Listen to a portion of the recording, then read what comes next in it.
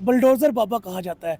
क्या कैसा लगेगा वो फेस्टिवल, वो चीज़ें जस्ट देखिए वो इमेजिन खुद एक दफ़ा। देखिए वो खुद बहुत सारे रिलीजियस पर्सन है। He is a price man and he believe in the things. और वैसे भी आई थिंक सो कि हिंदुत्व पे बहुत ज़्यादा वो बिलीव रखते हैं हुँ, एंड बहुत ज़्यादा प्रमोटर भी हैं वो हिंदुइज्म के। और जब आपने अयोध्या मंदिर का देखा, दैट हाँ। Was again in the Uttar Pradesh. फिर अगर आप इस मेले की बात करें, that was again in the Uttar Pradesh. हम इस महाकुंभ के मौके पर लोगों से अपील करते हैं कि वहां पर भी संगम में डुबकी लगाकर इंसानियत और भाईचारे का पैगाम दे, अपने मुल्क में अमन और खुशहाली का पैगाम दे। यही हम सबसे बड़ा लोगों की दावत को कबूल करता हूं। कि वो उन्होंने दावत दिया, उनके दावत को मैं कबूल करता हूँ।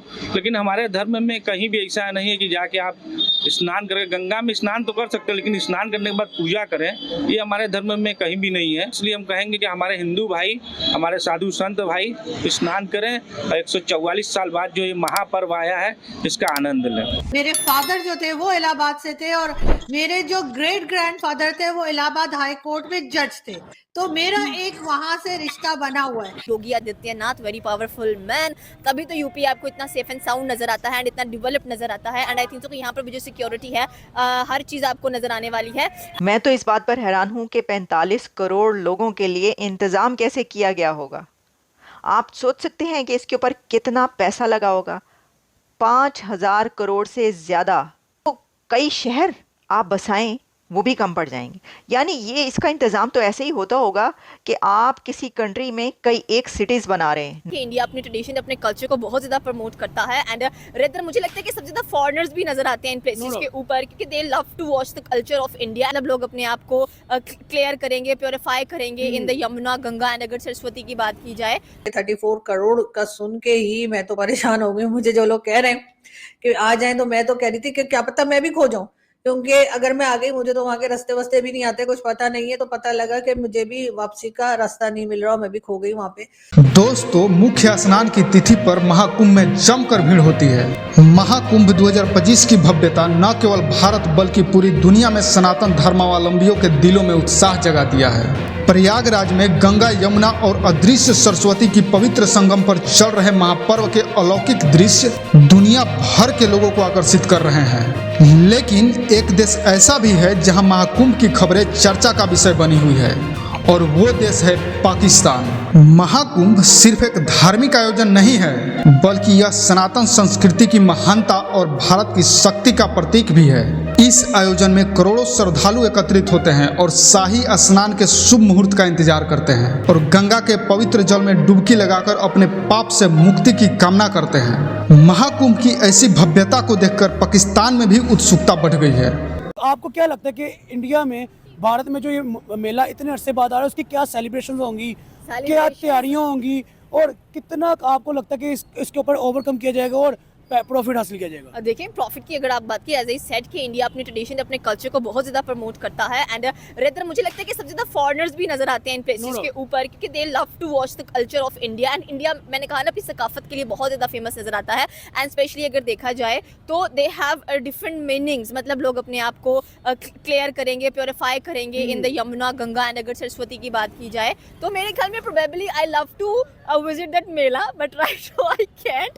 But I surprisingly once again was that कि I didn't believe that कि कुंभ का मेला रियल में एग्जिस्ट करता है, क्योंकि कभी सुना ही नहीं था। देखिए अब आपको बिलीव होना चाहिए ना, अब तो मुझे बिलीव है and I really do research on the things and it's a beautiful event. Everybody should go over there और आपको एक अच्छी स्पिरिचुअलिटी चीज मिल रही है, फेथ आपका और ज्यादा स्ट्रॉन्ग हो रहा है एंड आई थिंक सो कि I am going to wish to every Indian that the कुंभ का मेला और आप इसको बहुत अच्छे तरीके से सेलिब्रेट करें एंड इन आपका जो फेथ है, आपकी जो स्पिरिचुअलिटीज हैं, उसमें और ज्यादा मजीद इजाफा होता हुआ दिखाई दे and it should be a peace making thing. ये चीज नजर आनी चाहिए। बट राइट नाउ अगर देखा जाए तो वहाँ पर कह रहे कि बेसिकली योगी आदित्यनाथ इसको आई थिंक सो कि अरेंज करा रहे हैं यूपी के अंदर। आपको यही बात करने लगा था कि उत्तर प्रदेश के अंदर ये फेस्टिवल हो रहा है, योगी आदित्यनाथ जो है वो इस फेस्टिवल को सारा ऑर्गेनाइज कर रहे हैं, अरेंज कर रहे हैं।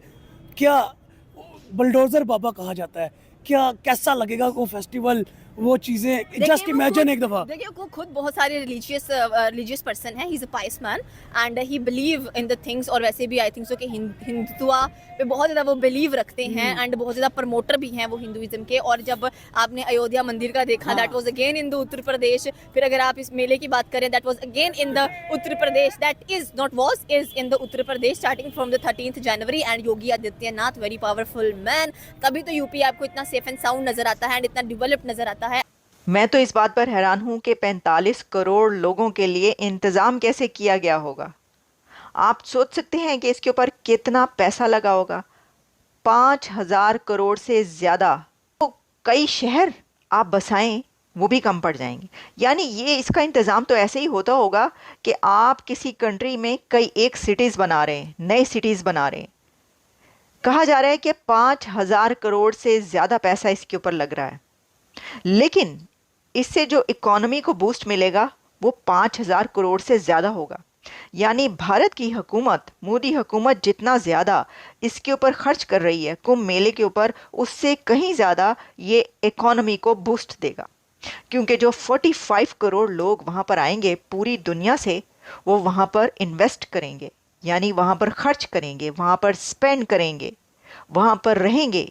I think so कि once in a blue moon if I get the chance to visit these places I definitely going to visit it, but right now I think so कि वहाँ पर जितने भी लोग जाएं, जो भी उनकी मनते मुरादें उनको बेस्ट ब्लेसिंग देनी चाहिए, बेस्ट ब्लेसिंग्स देनी चाहिए, उनको विश करना चाहिए। And I am going to see it on the YouTube और live wherever I got, and मैं उनको डेफिनेटली देखूंगी। But once again this mela is very grand, बहुत बड़ा मेला है in the Prayagraj and people who are going there have a safe journey, वहाँ पर जाएं, अच्छे तरीके से सेलिब्रेशंस करें। एंड आई थिंक सो कि मुझे सबसे ज़्यादा एक्साइटमेंट उस चीज़ की हो रही है कि when they going to repeat the same scenario जो कि 12 साल पहले आपको देखने को मिला था, मतलब कि आफ्टर सो मेनी सेंचुरीज देखने को मिला था, the fight between the demons and the deities. और वो एक चीज़, मतलब कि वो पिक्चर, वो घड़ा आपको दिखाया जाएगा। हमेशा से हम सुनते आए बचपन से कि जी कुंभ के मेले में खो गए, वो कुंभ के मेले में खो गए। वो तो मूवीज होती हैं कि जिसमें मिल भी जाते हैं सब एक साथ गाना गा के, वो भी बड़े होने के बाद।